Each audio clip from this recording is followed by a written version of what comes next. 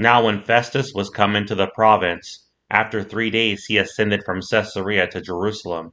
Then the high priest and the chief of the Jews informed him against Paul, and besought him, and desired favor against him, that he would send for him to Jerusalem, laying wait in the way to kill him. But Festus answered that Paul should be kept at Caesarea, and that he himself would depart shortly thither.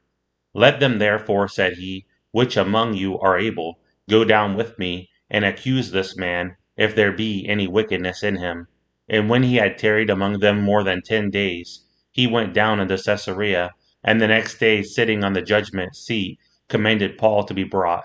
And when he was come, the Jews which came down from Jerusalem stood round about, and laid many and grievous complaints against Paul, which they could not prove.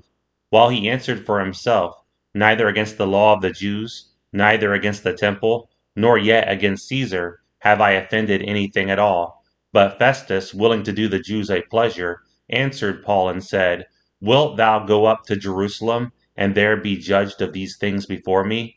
Then said Paul, I stand at Caesar's judgment seat, where I ought to be judged. To the Jews have I done no wrong, as thou verily well knowest. For if I be an offender, or have committed anything worthy of death, I refuse not to die. But if there be none of these things whereof these accuse me, no man may deliver me unto them. I appeal unto Caesar.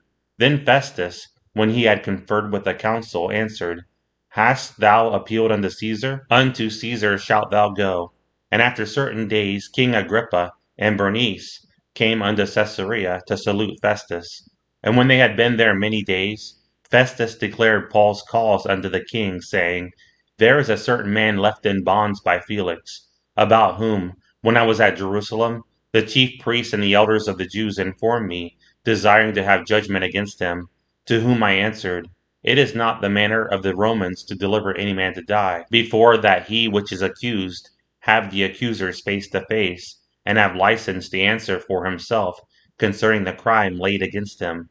Therefore, when they were come hither, without any delay on the morrow, I sat on the judgment seat, and commanded the man to be brought forth, against whom, when the accusers stood up, they brought none accusation of such things as I supposed, but had certain questions against him of their own superstition, and of one Jesus, which was dead, whom Paul affirmed to be alive.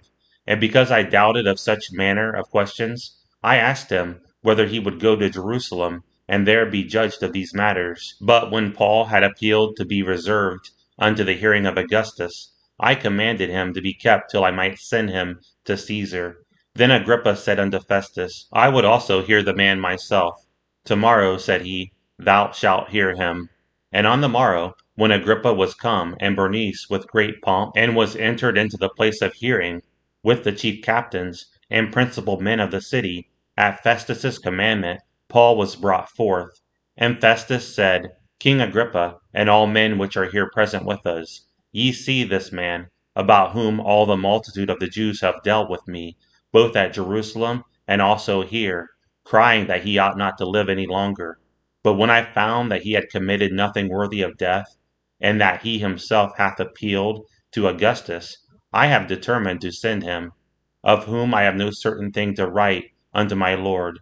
Wherefore I have brought him forth before you, and specially before thee, O King Agrippa, that, after examination had, I might have somewhat to write. For it seemeth to me unreasonable to send a prisoner, and not withal to signify the crimes laid against him.